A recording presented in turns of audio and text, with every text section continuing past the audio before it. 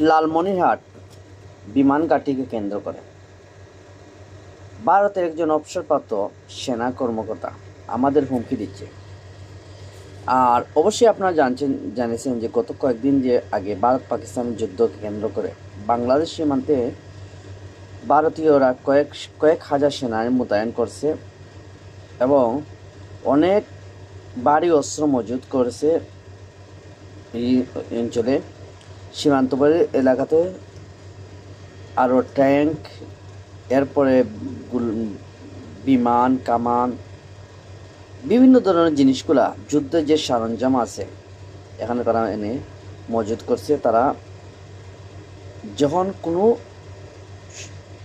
অপ্রীতিকর ঘটনাকে কেন্দ্র করে হলেও তারা হামলা চালাবে। আসলে অপ্রীতিকর ঘটনা কি? অপ্রীতিকর ঘটনা আসলে এরাই ঘটাবে। তো আসলে ওটাই অবশ্যই বুঝতেই পারছেন যে আমাদের জন্য কি একটা অশনি সংকেত আসছে। অপরদিকে একজন সেনা কর্মকর্তা বলছে লালমনিরহাট বিমান ঘাঁটি যদি চালু হয় তারা হামলা করবে। অপারেশন সিন্দুরের নামে যে পাকিস্তানে অপারেশন চালিয়েছিল তেমনি আকারে বাংলাদেশে তারা অপারেশন চালাবে, এটাই বোঝাচ্ছে তারা। সুতরাং বুঝতেই পারছেন আমাদের জন্য কতটা বিপদ চলে আসছে, কাছাকাছি অবস্থান করছে।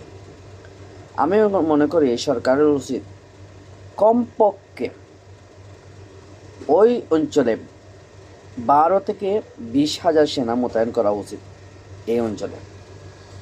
তার পাশাপাশি কিছু সহযোগী হিসেবে আনসার এবং প্যারামিলিটারি সদস্যদেরকে মোতায়েন করা উচিত।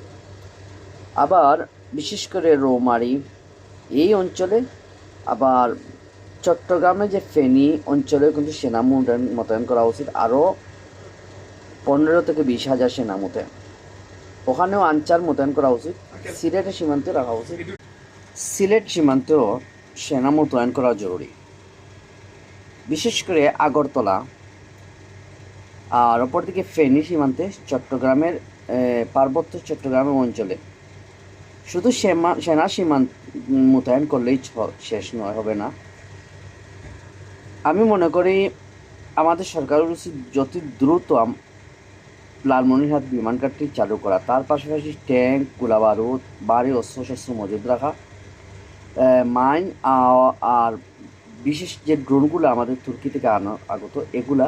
আর জরুরি ভিত্তিতে আমি মনে করি বিমান, ফাইটার জেট এগুলা কেনা, এরপরে যুদ্ধের জাহাজগুলা সক্রিয়ভাবে সমুদ্র সীমান্তে মোতায়েন করা জরুরি। কারণ এরা কোন সময় যে কী ঘটাবে তাই আমাদের সতর্ক থাকাটা উচিত আমি মনে করি।